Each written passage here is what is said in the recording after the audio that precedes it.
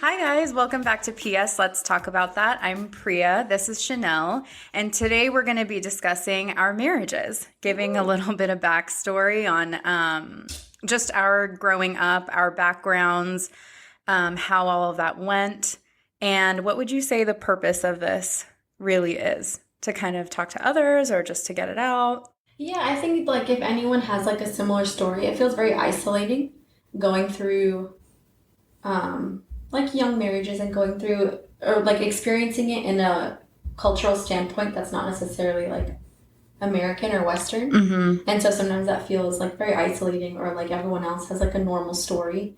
And so I think yeah, just to like relate and just to share something that in case someone else is like going through a similar thing. Yeah. I like that you said normal story because I do feel like people have visions of fairy tale romance Yeah. or just like a really happy process and everything, and that's how it should be. Yeah. But yeah, I think it's important to give voices to experiences that are a little bit different. Yeah. So yeah, let's just dig into it. Explain to us what you beautiful queen, what is your ethnicity? I am East Indian. For people who specifically ask, I'm from the northern side, so we call it Uttar Pradesh. But yeah, that's my background. I'm East Indian. I love being Indian. I do have a lot of like Desi pride.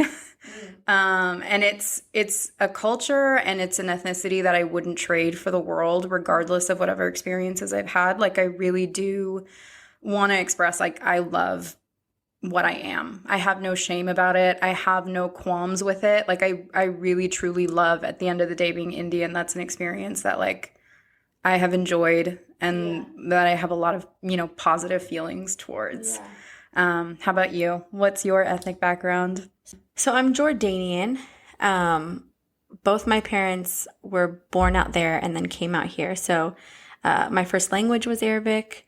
I do, like you said, like to echo what you said, I do really love being Jordanian. I love being Middle Eastern. There's so much of the culture that I really appreciate and I feel like has made me who I am today. And like morals, values, like there's so much of it that I do respect and really appreciate. And yeah, like food and language and music, like all of it I do appreciate and love. And so I think there are a lot of parts of it too, though, that are like hard or rough, especially on women. And so we'll talk more about that. But yeah, both my parents were born in Jordan and came out here when they were young. I think my mom was 3 or 4, and I think my dad was like 15 or 16. Oh, wow. Yeah, so like he really grew up in Jordan and then came out here. Oh, wow. My parents both came here as adults. Oh, really? Yeah. They were like in their 30s. When they came here, I think, yeah. So to me, it's always kind of a wild thing to think of like I'm 30 now. I'm in my 30s now, and it's wild to think of uprooting my life and going to a different country altogether where, English is your second language and all of those things. So yeah. Why did they come out here in their 30s? Was it because they wanted to like start a family, or it was like something else that drove them out here?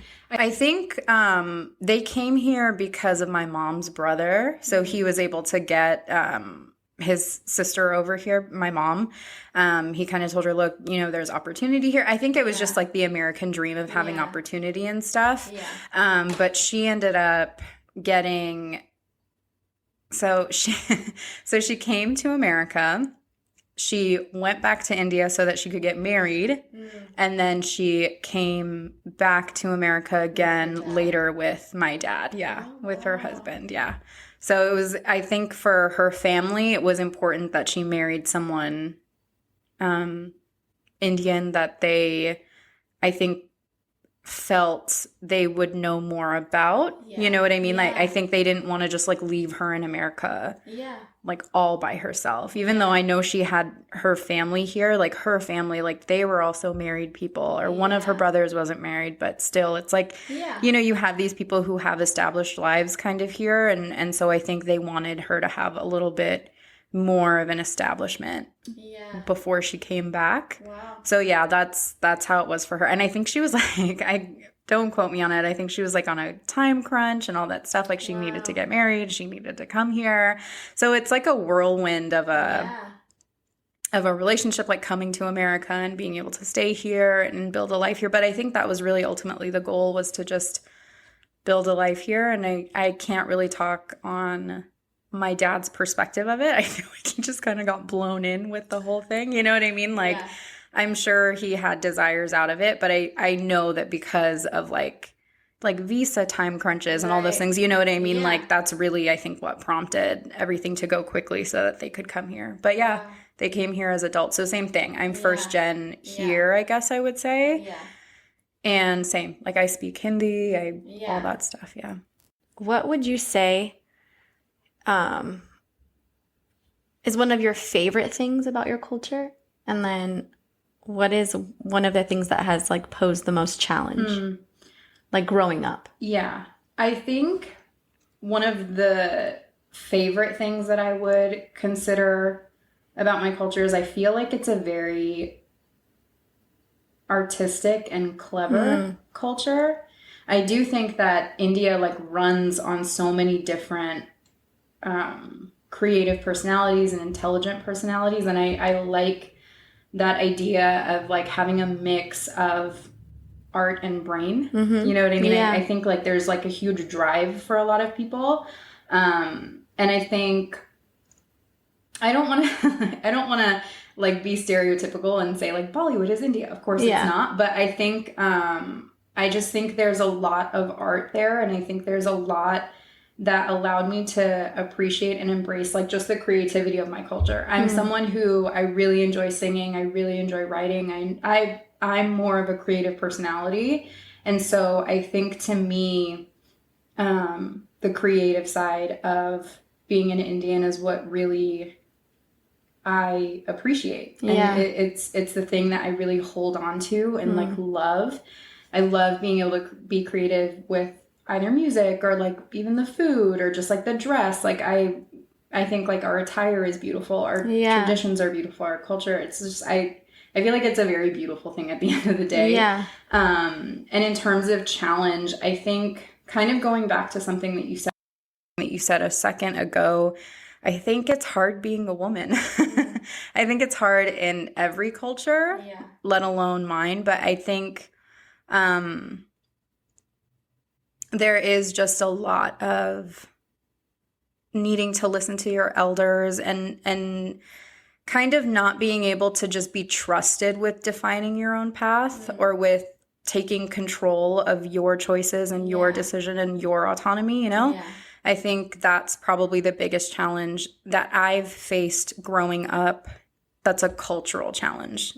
Yeah. How about you? What would you say, or what would you say is like one of the best things that you feel is tied to your ethnicity and one of your challenges? So I think two things for like what I really love. I love, I think being Jordanian because there's like a part of me that gets to experience a different culture. I don't know if that makes sense, but of course. Okay, so let me backtrack. I get it though. First generation, like born here, you get to experience that. Yeah, exactly. Yeah. Where like I get to see it and understand that that's different, not like than how like the West does certain things, and to really appreciate that. Yeah. Because then I think it also just like helps me to appreciate other cultures too, or like relate to other people. And so I think that's like a really beautiful thing to understand that like there's so much out there in the world and there's so many different cultures and religions and way of life and ways that people do things and like what values they really like care about. And so I think that's really cool. And then I think more specifically to being Jordanian, I really appreciate the language, and that's something that I really like want to work at and get better at. But yeah, like I think the language is beautiful, even though like I know it probably sounds very harsh.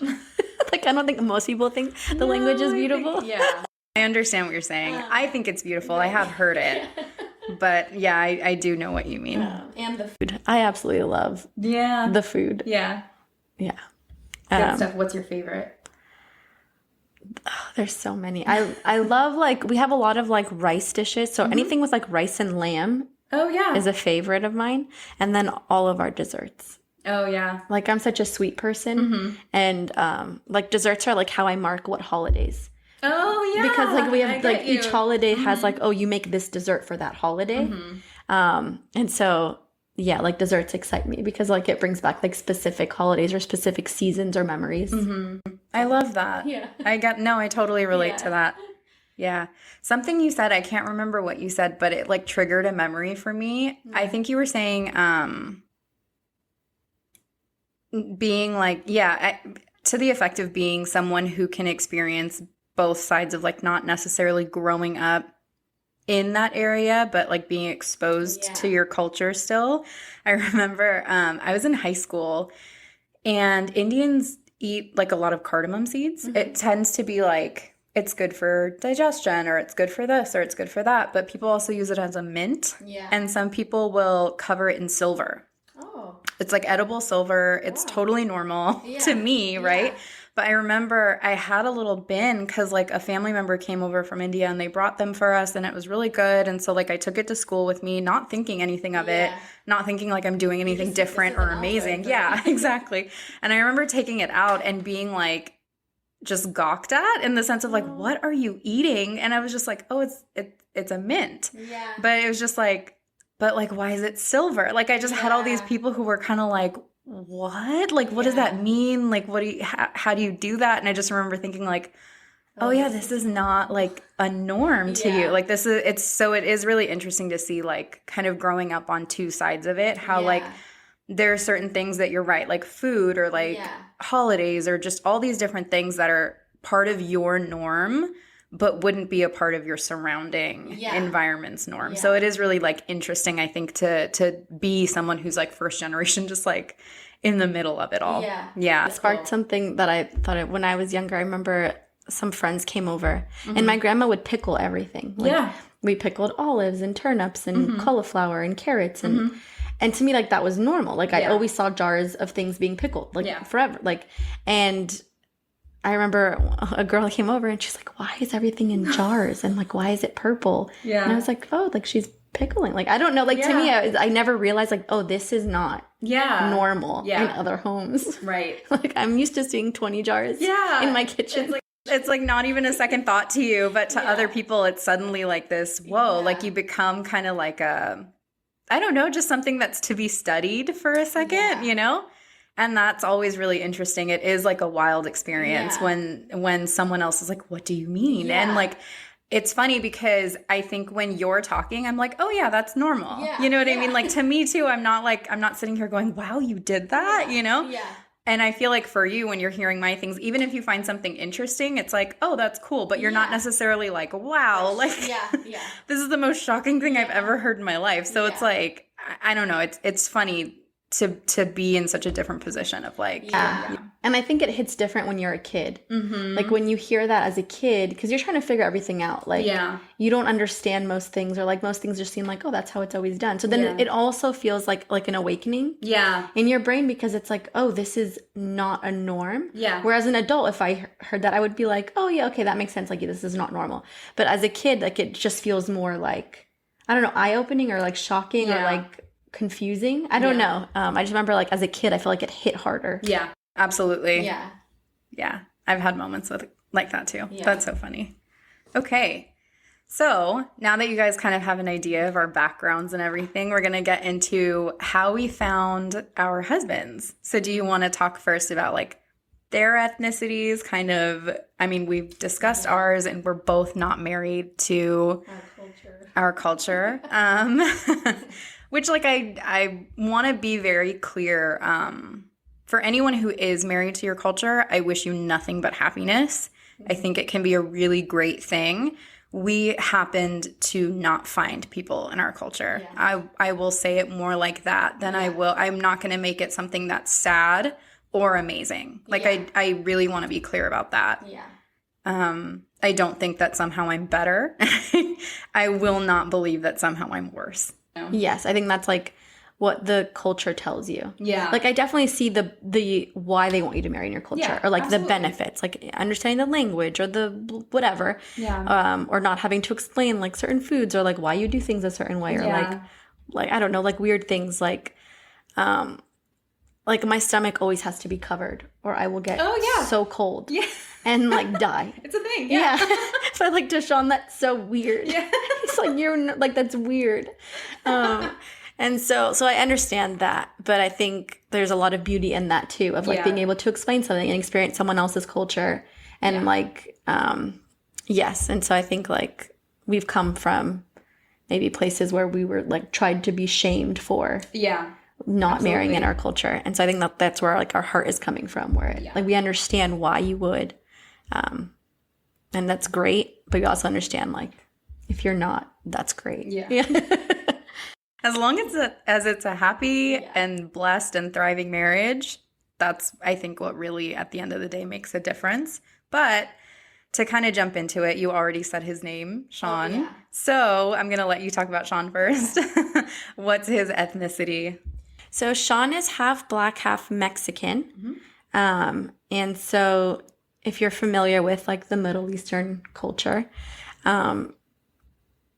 one is a big thing is like when you are in a Middle Eastern culture, you marry a Middle Eastern. Mm-hmm. If you're not going to marry a Middle Eastern, you marry somebody who's white. Mm-hmm. Like that, like white is acceptable. Anything else is not. Yeah. And you still might have like hardships trying to marry an American or something, but it's a lot more accepted than somebody who's half Black and half Mexican. Like that is a big no in my culture. Mm-hmm. You really went hard. Yeah, I just okay, so tell us about David. So David is Mexican. Mm-hmm. He's just 100% Mexican. I do remember having a lot of conversations just about the fact that David wasn't Indian. Yeah. Same thing as you, where my family would have been okay, I think, right off the bat if I had married either Indian, obviously, or a white person. Yeah. I'm going to cut you off, but I think something you said earlier where there was a lot of, what was the word you used? Like stereotypes around certain cultures. Mm-hmm. And so I think like, at least like for my family, I feel like they have like stereotypes about different cultures. Yeah. And so some stereotypes are like, oh no, like we don't marry into that. Yeah, we don't associate with that. Yeah. Yeah. And as opposed to like understanding that, well, people are people and like some people are like this and some people are not, or like some people are great. Like you don't have to be a particular culture to suck. Yeah. And you don't have to be a particular culture to be a good person. Yeah. Like, I think that gets lost so easily. Yeah. I don't know. It's really strange because I think having joy and pride in your ethnicity is a great thing. Yeah. But I think it can take a really ugly turn when suddenly you decide that takes over. And I totally agree. Yeah. So to kind of continue onwards, how did you and Sean meet? How did the relationship start? Let's have some more background. Okay. So this is a funny story. So Sean and I met at our church in youth group.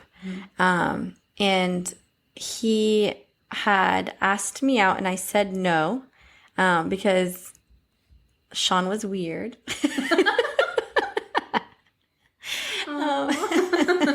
I love him so much.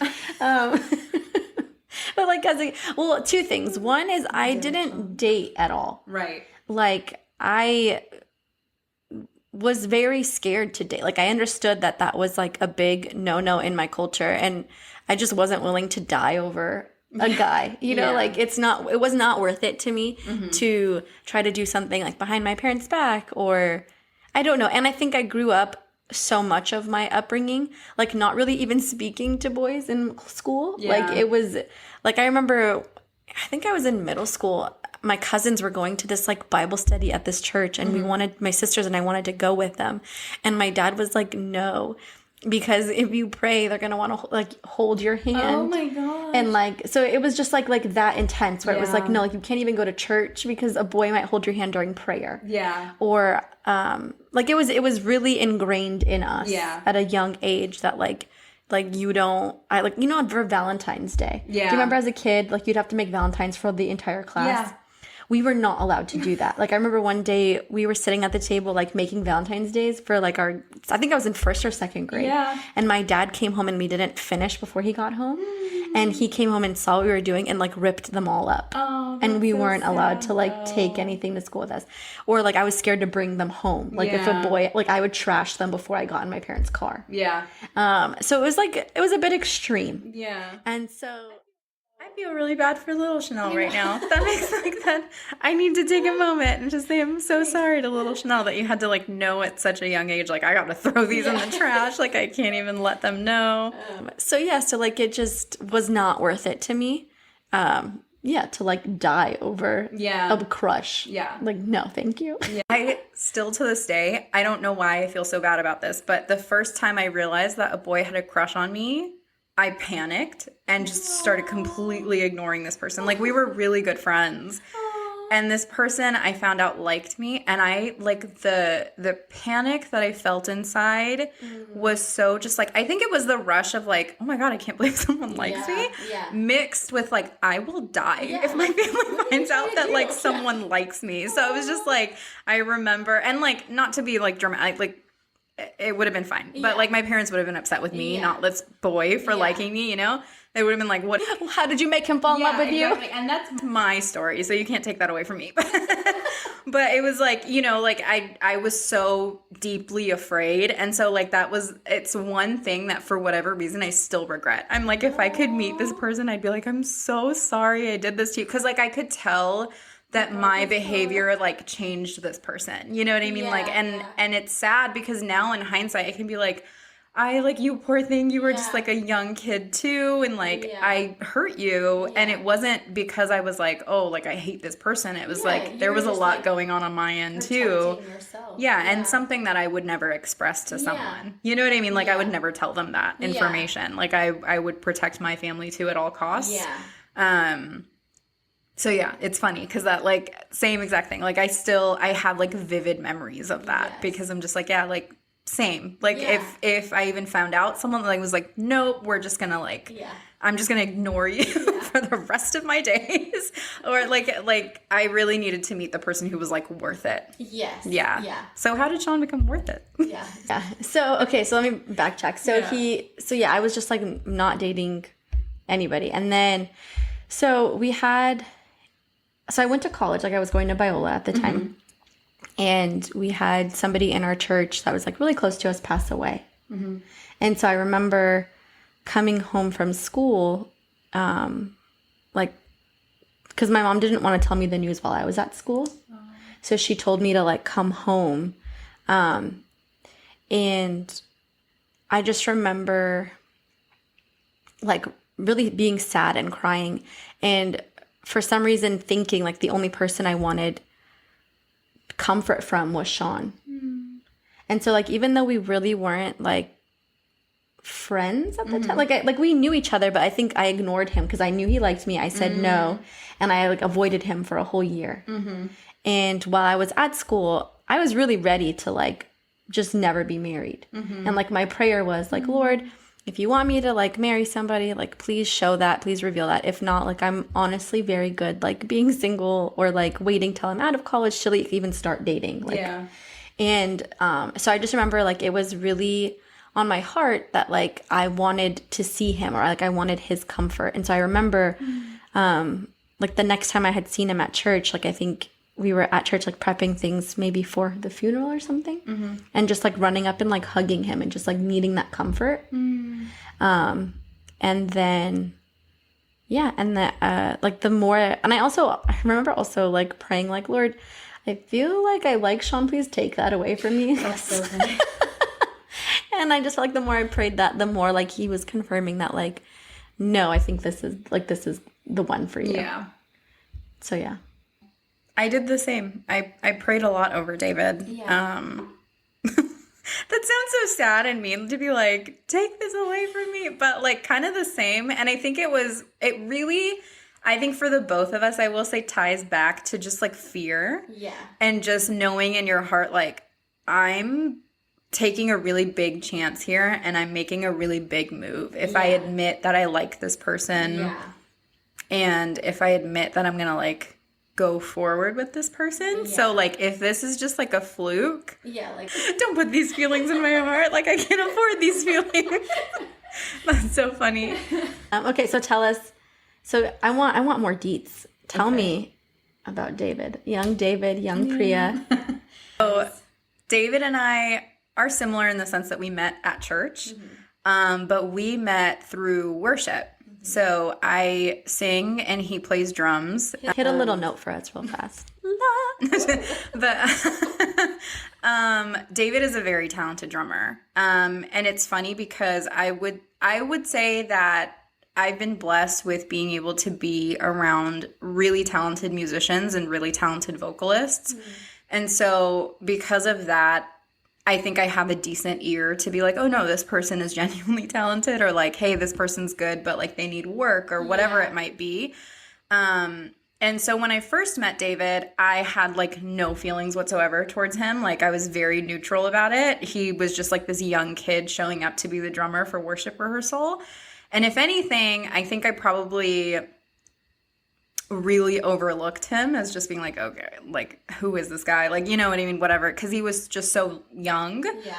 And it's funny because I'm saying that as if like I'm not young myself at the time, but I think because I just had so much training and because I always did so many different like performance things, like I just had like a very different mindset on like I don't know, like I was pretentious, I guess, just to say the least. No, I don't know. Mature. I wouldn't say you were pretentious. You were mature. But I mean, and we love David. Yeah. We love David. But I could see how you're like, oh, he's in an alligator costume. Yeah. Like he's just always been a very goofy guy. And even from like the get-go, I think like when I met him, he was just so like, he loves puns. He's like very just silly, you know, all these other things. And so, like when I met him for the first time, like I didn't get this vibe of like, oh, this is going to be a really good musician. But then he played and I was like, oh no, he's good. He's talented, you know? And so even then, I think it took us time to even really become friends. But I think through worship, it definitely, you know, turned into a pretty quick friendship between the two of us. But I just remember at some point, like our friendship was better and better. And then I think he got more comfortable with my personality, which is like a lot more sarcastic or a lot more blunt, I would say. And I like David's personality is not like that. I think people assume that because he's a funny guy or because he's silly or like has his puns or whatever, that he would know how to vibe with sarcastic humor, but he doesn't. Like I think poor David like takes it seriously sometimes, or like it can like hurt his feelings pretty easily. Like that's something that I like people don't really see with David, but I think being his wife, I'm like, I very much understand him now. But at the time it was like, you know, I was doing something and he shot back at me with like a very sarcastic remark. And you were like, yes. Yeah. I don't like in that moment I was like, oh, I like him. And I was like, it hit me so hard and I was like, what is this? Like it like threw me for a loop. I was like, why do I suddenly like him? Like, why am I suddenly like, he's cute. Yeah, like it, like it. Someone to like I was like, I needed someone mean to like even now sometimes like it's funny because I'm like, you're just too nice. Like there's moments like I'm like, you need to be a little meaner, and then I'll be like, oh yeah, like that's the guy I fell in love with. But no, it was the same thing actually. Funny, like I panicked when I realized I liked him. I wasn't necessarily like all butterflies about it. I was like nervous. I was scared. And so like I did pray about it. Yeah. And there were like a lot of people in our church who I think were like a little much when it came to he and I liking each other. Who like had their opinions and had all these things. And so like I feel like I just had too many voices, you know, like saying like this is good, this is bad, this is whatever.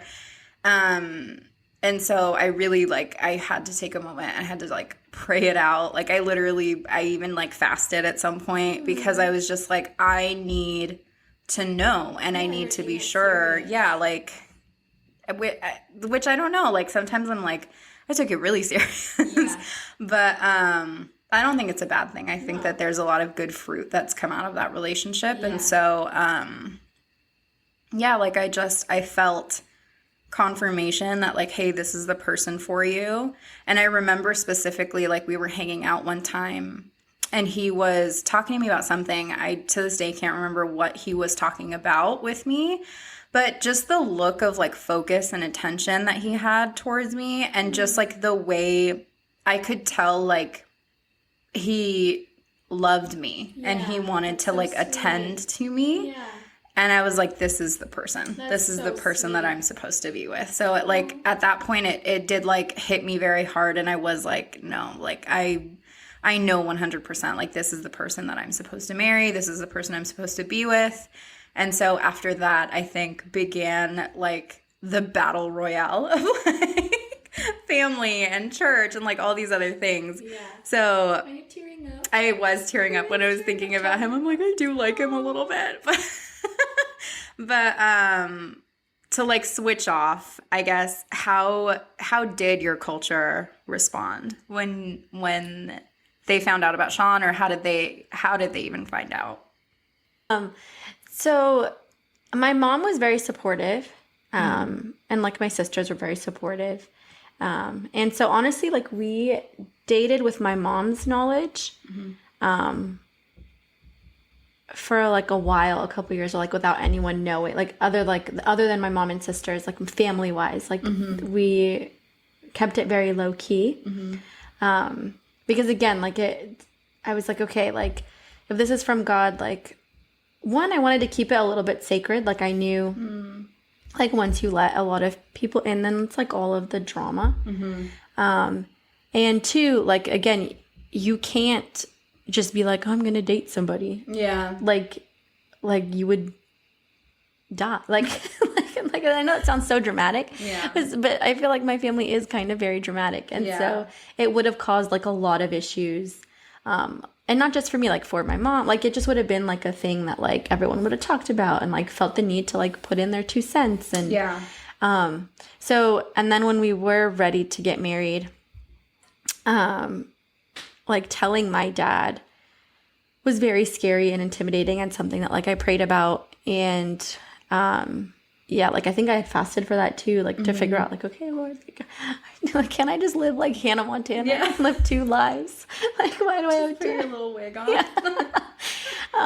And so I remember like telling him in a public restaurant, because I was just really nervous, and it went better than I thought, where he didn't like harm me, but he has not spoken to me since that day. So like he got very upset, left the restaurant, and has not spoken to me since. Yeah. And so we also, like, because it was like a big drama in my family, like we didn't have like a wedding or anything. Like we like pretty much eloped. Like we got married at church with just like my family and his family. Like no one else was there. We didn't like tell anybody like when we were doing it. Like we were going to get married, and then we like canceled and was like, okay, like we would rather like save ourselves from just like the drama and like the heartache and the headache that I knew that was going to come with that. So yeah. But yeah, so it's something like, and also I'm not a big like attention person. So like not having a wedding wasn't like so heartbreaking to me. Like I was like, okay, like that's fine. And I was telling you, like, we're coming up next April on 10 years. And so I really want to do like a vow renewal and like have like a little bit of like a ceremony with some people. Yeah. And kind of like not redo it, but just like kind of do it how I would have wanted to. And now that like I'm just older, wiser, like have a bigger budget, like, like be able to like make like Have do a it. fun time. Yeah, how I want to do it. And so I'm excited about that. But yeah, so tell me about your parents and like how like you and David got married and like what the family's reaction was. So I wanted to actually ask you this question when you were talking, because it will relate to what I'm going to say. But as the eldest of 3, or the eldest out of 3, did you feel like a sense of like duty and responsibility to guide things correctly? Like in a way that was like Yeah. Like family honoring and God honoring and all that. Yeah. Like, did you feel an additional amount of pressure to do it the right way because you were the eldest? I don't know if I like realized that in the moment, but like looking back, I definitely do think that played a big role. Yeah. Like I was the first one paving a way. Yeah. In a sense. So like I did want to do it in a way that was like very respectful and like yes. So like, but I think in the moment, like I knew I wanted to do things a certain way, but I maybe didn't necessarily know why. Yeah. I just knew like, okay, like I want to follow rules. I want to like, I want to leave this situation and feel like blameless. Like I want to be able to say like I did it as best as I could. Yeah.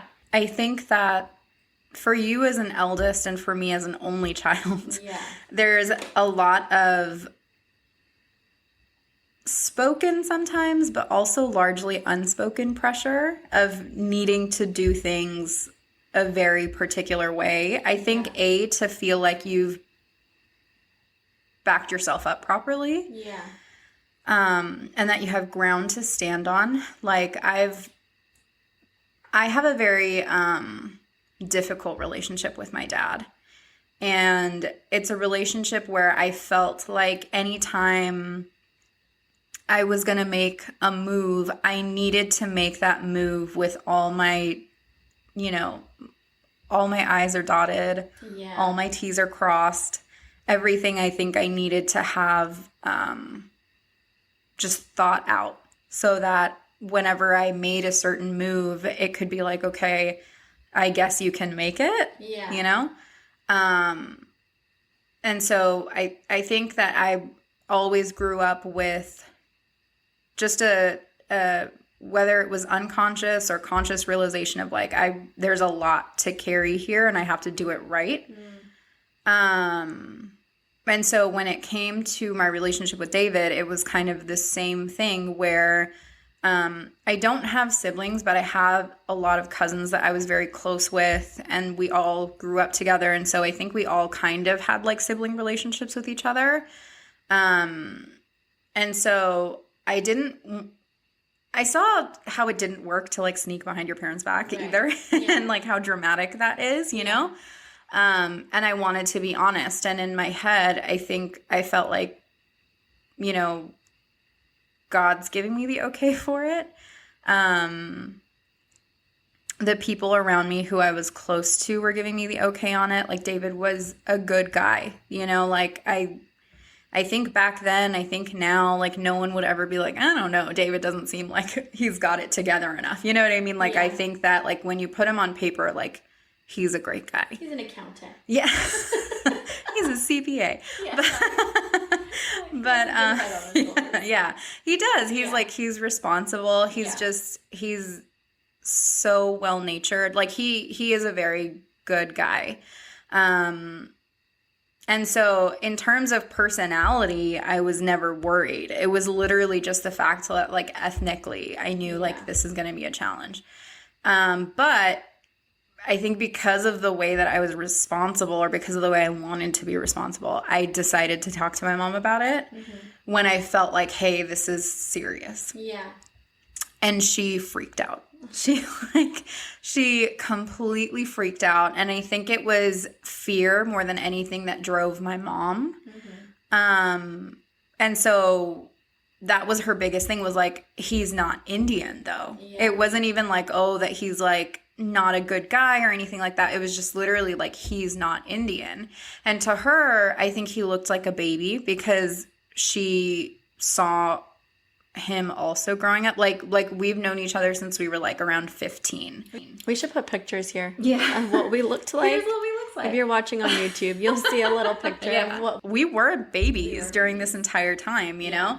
But it's like, I get that to my mom, she saw a baby when she thought of David too. Like she's not thinking like I guess too, like it does make sense. Like I'm not choosing like an older man, and I don't mean like a significantly older, but like, you know what I mean? Like that makes sense to me too, maybe in her thought process of like maybe someone older who's like a little more established already. Yeah. You know what I mean? Like I think she's thinking like, oh my God, like this is a baby. You know what I mean? Yeah. How are you two gonna like make this work? Yeah. How are you two gonna do anything? Yeah. Like I think she was very much a mom, and she panicked. and and I think that also just goes back to how we both were right about like I knew that if I was going to introduce someone, it needed to be the one. Yeah, like I didn't have the luxury of just like dating around, you know? Hey mom, can I bring my boyfriend to Christmas? Like, I never had the luxury of being like, hey mom, like I'm going to date David, you know? No, I like that you said that. Like, not that that's bad in any way. Yeah. But that is a luxury. Yeah. To be able to like date Yeah. and understand like what you like or don't like, Yeah. and like be able to bring someone home. I'm not against dating whatsoever. Yeah. It's a great thing. Yeah. So we're not bashing it in any way. But that's just not a norm for like other cultures. Yeah. And it would have been great. Yeah. And I mean, we did like date, it worked out. You know, like we did technically date, but it was like behind family's back and stuff at that point. Yeah. It wasn't like, oh, like.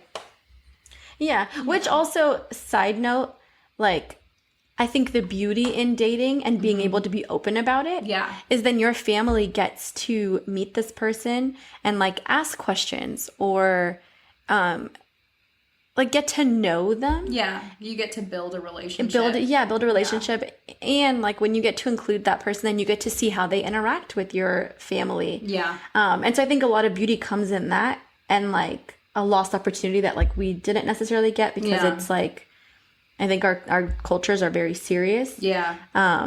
But like how beautiful would it be to be able to like meet potential suitors and like help your daughter weed them out. Right. Be like, oh, like I noticed he does this. Like something that like we would never have noticed. Right. Because like we didn't know anything. Like we had never dated around. Like it wasn't like we had all this experience and like no, like, you know, like, I mean, we knew they were good men. Yeah. Like I feel like we had a good head on our shoulders in that sense. But so that's like a side note. But I just like think that that's also would have been such a cool opportunity like for parents to be able to like include that like your boyfriend or girlfriend. Yeah, 100%. Yeah, to help your child like figure out if this is the one. Yeah. But sorry, I didn't mean to cut you off. No, don't be sorry. But I mean, all that to say, like my mom did panic, and my mom immediately ratted me out. She's like, Victor. So like that's what screwed me over was my mom immediately was like, I'm telling on you. And I was like, don't. Like, I remember. Like I remember we were like in the room and she's like, I'm going to tell your dad. And I was like, you can't tell my dad. I was like, I'm telling you for a reason. Yeah. Like I didn't tell my dad because I'm not trying to like have this out yet. Like I'm just trying to have a conversation with you about it. But she like full blown panicked. Like was just like, as if I was like telling her I'm getting married tomorrow was like the reaction. You know what I mean? So she told him, and then like his first thing was like he was also very dramatic. I'm not gonna like lie about it, but his first thing was like, we're not gonna go to the church anymore. Like he's gonna like fly me out to India. Was like his like his like his like it was like very all of a sudden like very dramatic. Like I knew that my relationship with David on my end would have to be serious from the bat. Yeah, but like I still wasn't necessarily thinking marriage right away. Mm-hmm. I don't know if that's how you were with Sean. Like I just no, like you know, like okay, this is a potential, but you're not necessarily like okay, when are we getting married? Yeah, you're just like okay, this is a serious relationship. Yeah, and then all of a sudden when you tell your family, you're like okay, no, like you better be ready. To marry me. Exactly. Where's the ring? Exactly. So that's literally how it was. It was like my parents were responding as if I had said like that's it, we're eloping tomorrow. I just wanted to let you guys know. Yeah, and so like they both panicked. My dad was a lot meaner about it, but I think it came out of a place like same exact as my mom, where it was just like fear. And I think with them, they didn't know how to explain their fear.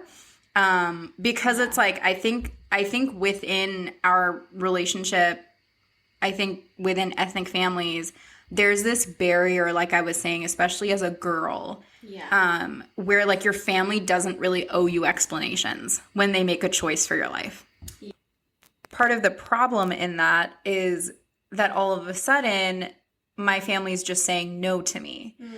And I just wanted to be able to have a conversation about it and say, hey, I don't understand where this panic is coming from. You know what I mean? Like there was no opportunity to talk it out with my family. There was no opportunity for them to hear my side or for me to hear their side and maybe learn from it or glean anything from it, Yeah, because they that's could a have good had point. very valuable opinions, Yeah. you know what I mean? But I think it just became all of a sudden this huge source of contention and like, okay, now you got to fight it out to be Yeah. able to earn your relationship with him, So, I think it just all became too serious too quickly. Yeah. And I think I'm nervous talking about this stuff because I just don't want it to seem like I'm hateful of any party or that I regret any of my decisions. I'm very happy in my marriage. I'm happy that David and I are together. It was the right call. Yeah. And I don't hate my family. And I don't Yeah. even, I think that there's a lot to learn from the reactions that they had. And I'm not proud of their reactions, to be honest. But I'm also not going to be hateful about the way things happened. Yeah. Same. Like I don't hate, or like I think I can now look back and be like, I fully understand Yeah. your panic. I fully understand that this is not how it was done Yeah. like back home. Right. Like this is not how you grew up. Yeah. So like I think they're coming from like I'll speak for like my dad. I think a big thing was like coming from a place of like, well, what will other people think? Yeah, What will absolutely. the family think? Like, what will our culture think? And then, unfortunately, like that becomes more important to them than like dealing with it as like a family issue, like an individual. Oh, this is my daughter, and I get to make a decision with her. Yeah. And it becomes more about like the culture and like what does the family? How is the family going to see us? Like, what is this Yeah. going to do to our family name? Right. So I understand, like, so I don't like resent my dad. I understand, I think, Yeah. why he chose to do what he did. Yeah. And like, it breaks my heart. Yeah. But like, I don't want to come off as like, like being like bitter or hateful. Right. It's just like this, it's just factual. Like, this is Yeah. what happened. And I can understand it. I don't agree with it. Right. But I can at least look at it and be like, I get it. I would have done it differently, but I Yeah. get it, and I'm not going to hate you for Yeah. how you chose to handle it. Right. Yeah, I totally agree with that. Yeah.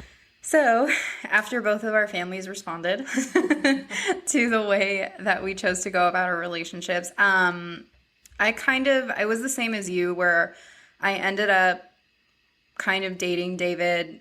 I feel like, I mean, my mom knew for sure. I feel like my dad kind of knew, but just stayed out of it at some point, because at some point, David went to meet with him and all this stuff. And then it just became this whole thing of like, look, she needs to finish college, you need to finish college, and then we can talk about the future of a relationship. But as of right now, I don't approve of anything, was sort of my dad's stance. And I got to give props to David for meeting with him and trying to talk to him and trying to, do it the right way alongside me. Yeah. I think it's really cool to have a guy who says, okay, if this is the way that you want to do it, I'm going to be in that with you, versus like trying to steer me in a different direction or trying to say like screw that, or like, no, I don't I don't care what your dad thinks, or you know what I mean? I think like he really tried in his own right too. And so I do appreciate that. But same thing, we started dating, like my mom knew about it. And then eventually, we both finished college. We got engaged. We're married. And look at you now. And look at us now.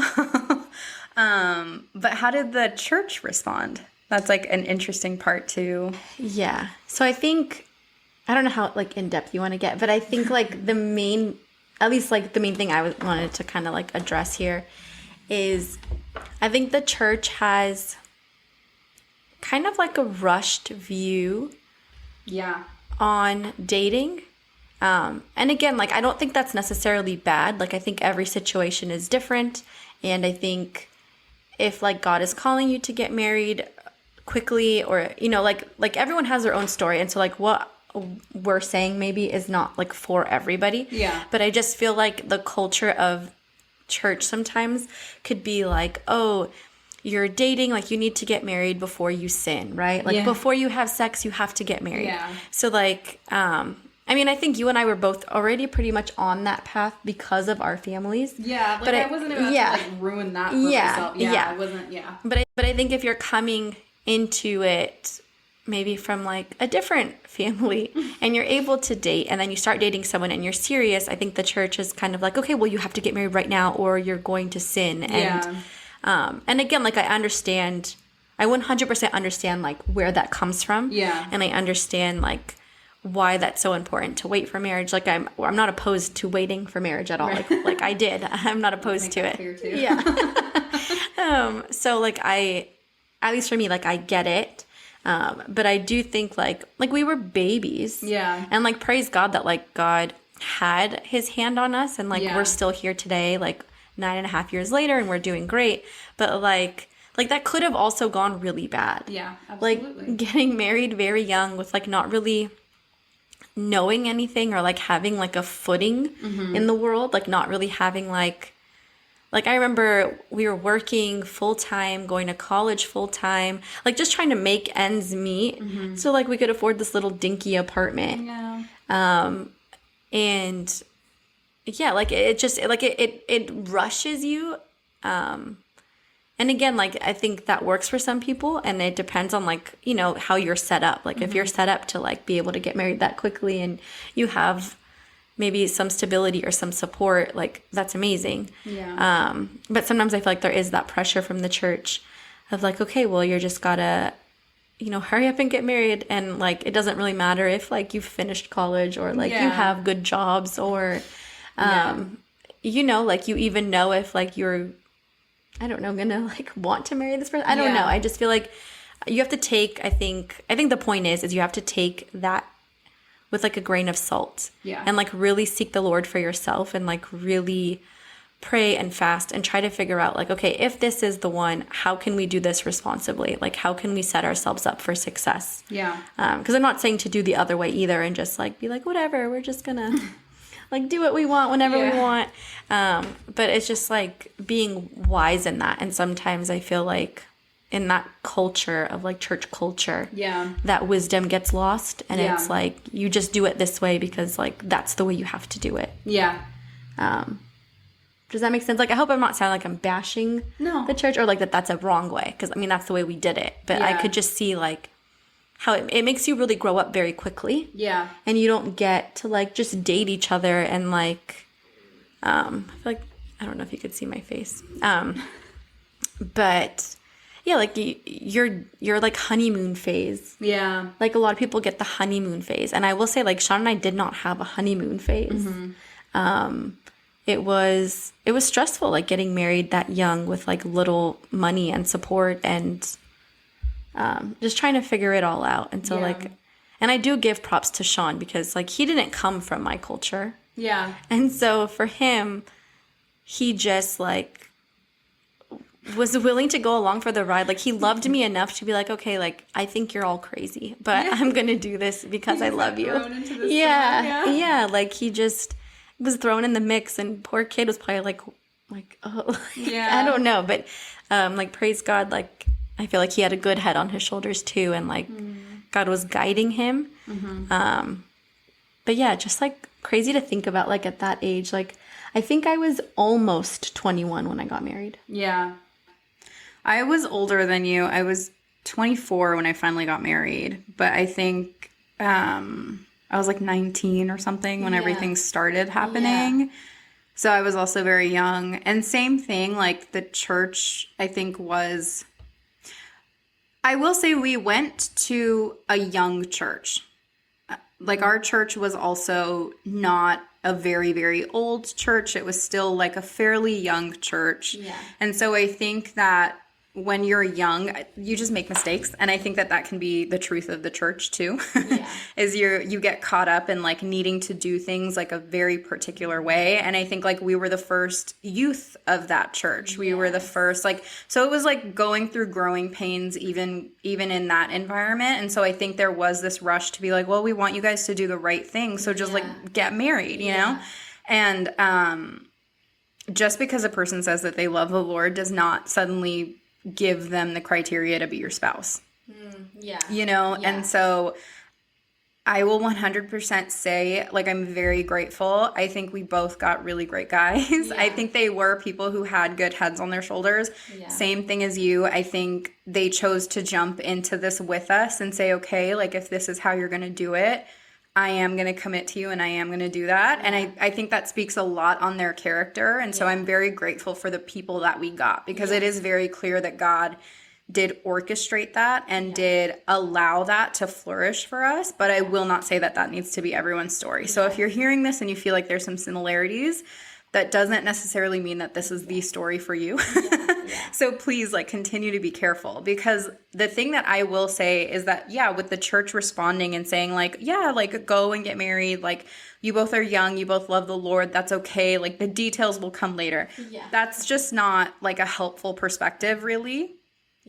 And what I will say is that's where family matters. And so I think, like, in my life, as I've grown up and as we're in the position of, now we're considering, like, okay, we want to start our own family, all these different things. The thing that I will say, and even based on this conversation, that I just 100% believe, like, God places the family as a unit for a reason, and then it's like church next. You know what I mean? Like, it's your own family first and then church family next. And I think that in our situations, our church family tried to pick up the pieces of being the family that, like, we didn't have supporting us. You know what I mean? So, like, in that sense, like, I have to give our church family a little more grace and a little more credit, because I think that they saw, okay, like, Chanel's experiencing her own brokenness, Priya's experiencing her own brokenness within their families. How can we pick up and be that family now? And I think that is a very noble thing.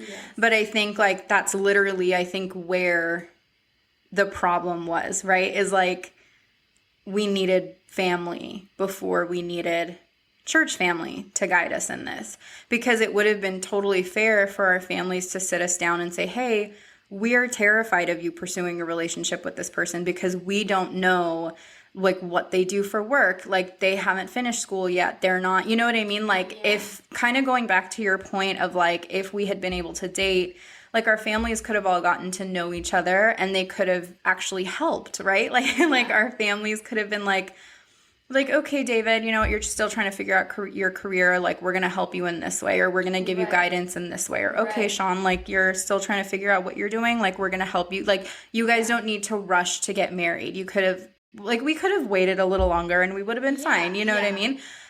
It would have given us time to know each other more. It would have, I mean, like I said, I'm going to stand firm on, like, God blessed the way that it happened. And, like, I'm firm in, like, knowing that, like, hey, my spouse is the spouse for me. But, there's just so many things that you look back on and you're like, man, it could have been great if family was involved. And if there wasn't, like, that fear, and if there wasn't that cultural power struggle, or those cultural, what's the word that I want to use? Like, those cultural stereotypes that got in the way of, like, just allowing, us as daughters to be able to, like, make a choice and make a decision like this and be supported and be helped, versus being, like, dropped off because it was like, oh, you're not making the choice that I want you to make, and then not really explaining, like, why. Or giving us, like, a fair chance to explain. Because they could have been like, oh, wow, like, you actually were thought out. Like, we blessed this because we could see. Like, it was a big missed opportunity. Absolutely. And I think it just reminds me of, like, a generational curse that I feel like we are breaking. And, like, with our kids, like, I know we are, like, I'm speaking for you, but I feel like we are going to do things. I'm going to do the same thing. Just, I've learned nothing. No, but, like, like, we get to break that curse and be that for our daughters. If we, I have daughters, if you have a daughter, or you're my child. And so yes, like, it was not ideal. Right. But on the flip side, like, the beauty is that we're able, I think, to recognize that and learn from that, and not continue to pursue that. Whereas I think a lot of times generational curses is like you just do what was done to you, and you don't really learn from it. Right. So yeah, I think, is that like our big takeaway? I think so. I was actually gonna say, I think for us, I think are both people who experienced growing pains and who experienced all these things to, give that next generation a chance for something better. Yes. And we're not always gonna get it right either. Yeah. But that's okay. I feel like I've learned a lot from the way things went to hopefully make it a little better. Yeah. You know? Yeah. That's really just my hope and my prayer is that, hey, if David and I are blessed with children, like, I just hope that it goes better. And I hope that I'm able to have conversations with my kid, and I hope I'm able to, like, teach them to love their culture, to love who they are, and to be able to trust me with, like, not needing to sneak around or not needing to do, like, just not being afraid. You know what I mean? Like, even if there's times where, like, you're doing the wrong thing and you're just trying to hide it just because you're a kid, like, I would hope that, like, really when it comes down to it, that there would just be, like, security and knowing that, like, hey, this person is a safe space for me. Yes. I think that's the biggest takeaway that I have from all of this is, like, I think it's so important for family to be a safe space. Yeah. And in my relationship, like, I'm grateful. I think David is a great guy. I think that we've been purposed for each other. Mm-hmm. And I would hope that part of that is to just create the beginning of what it looks like to be a safe space for future generations. Amen. You're going to be amazing parents. Thank you. You're welcome. Thank you. But I do love that. I love that, like, that goal and that hope and that desire that we have to be able to give our kids, like, a different story, a different life. And just to love them in that. And I love what you said, like, creating a safe space, like, your family should be your safe space. Your family should be your support system. Yeah. And it shouldn't be, I think a lot of times family thinks they're being a support system. Yeah. But they kind of have, like, selfish. Right. What's the word I'm looking for? Like, motives. Yeah. Whereas, like, our hope and goal is to be, like, we're open. Yeah. And we want to be, like, what we necessarily didn't have. Mm-hmm. So, yeah. We hope this touched you in some way. We hope that you guys enjoyed listening to this. I hope you learned something new about us. Yeah. I hope it was interesting hearing our story. I think that a lot of people know it, but kind of don't really know too much on our perspectives about it. Yeah. I remember talking about this before, but I think it would be cool to get the guys' perspective. Maybe we do one with our husbands so that we can hear what they thought about us. How crazy they thought we were. They were, like, panicked the entire time. Yeah. But yeah. And I do want to say that I think you're a safe space for your kids. Thank you. Mm-hmm. That's my prayer. Thank you. I think you are one. Thanks. Mm-hmm. Love you guys. We will talk to you later. Thank you for being with us. Bye.